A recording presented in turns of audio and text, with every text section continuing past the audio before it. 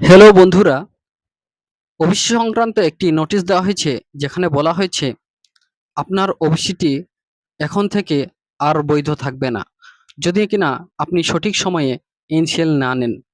আপনাকে যে কোনো ভর্তি বা চাকরির পরীক্ষার সুযোগ সুবিধা নিতে গেলে আপনাকে এনসিএল এর জন্য আবেদন করতে হবে এবং সেটি যথাসময়ে এসডিও বা বিডিও অফিসে জমা করে আপনার ওবিসির এনসিএল নিতে হবে, তবে আপনি ভর্তি বা চাকরির পরীক্ষায় সুযোগ সুবিধা নিতে পারবেন।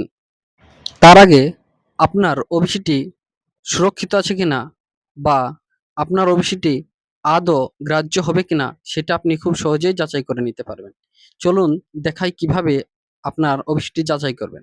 প্রথমে ক্রোম ব্রাউজারে গিয়ে আপনি সার্চ করবেন ওবিসি এবং প্রথম যেটি দেখতে পাবেন সেখানে ক্লিক করবেন এবং সেখানে অনেকগুলি আপনারা লিস্ট দেখতে পাবেন।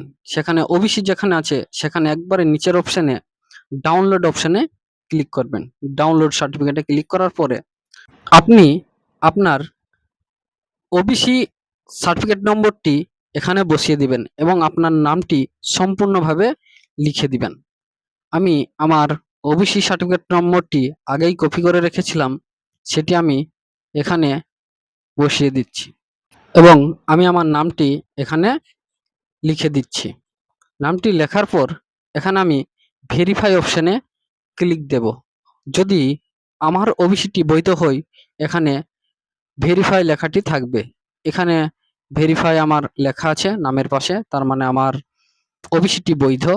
আমি যে কোনো চাকরির পরীক্ষা বা যে কোনো যে সুবিধা সেটি আমি পাবো। এটি ভেরিফাই যদি কারো না লেখা থাকে তার মানে তার সার্টিফিকেটটি অলরেডি বাতিল হয়ে গেছে। এখানে ভেরিফাই অপশন দেখার পরে নিচে ডেট অফ বার্থ লেখার যে জায়গা আছে সেখানে আমরা ডেট অফ বার্থ সিলেক্ট করে লিখে দেব। ডেট অফ বার্থ এখানে আমাদের কিছুটা স্ক্রল করে লিখতে হবে। আমরা সেটি লিখে দিলেই আমাদের সার্টিফিকেটটি ডাউনলোড হয়ে যাবে।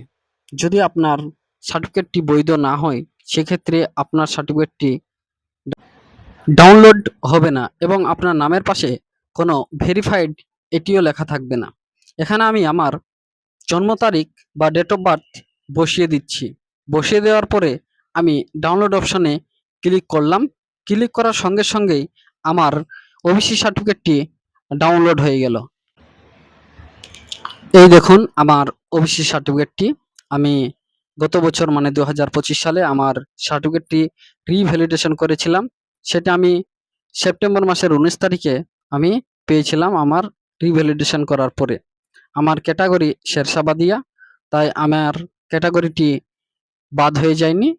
এছাড়া যাদের অন্যান্য ক্যাটাগরি ছিল তাদের অনেক ক্ষেত্রেই অনেকজনের বাদ হয়ে গেছে, কিন্তু যাদের শেরশাবাদিয়া বা অন্যান্য কিছু ৬৬টা ক্যাটাগরি রাখা হয়েছে, বাকি সমস্তগুলো এখন বাদ করে দেওয়া হয়েছে।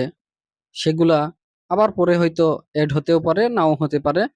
তবে এখন যে ৬৬টা আছে সেই ৬৬টির মধ্যে আমাদেরকে দেখতে হবে যে কার কার সার্টিফিকেটটি এখনো বৈধ আছে। যাদের বৈধ আছে তারা অবশ্যই সার্টিফিকেটটি অবশ্যই একবার দেখে নেবেন যে আপনার সার্টিফিকেটটি আদৌ বৈধ আছে কিনা। যদি বৈধ থাকে খুবই ভালো, আপনি যে কোনো পরীক্ষা এবং যে কোনো ভর্তির ক্ষেত্রে সুযোগ সুবিধা পাবেন।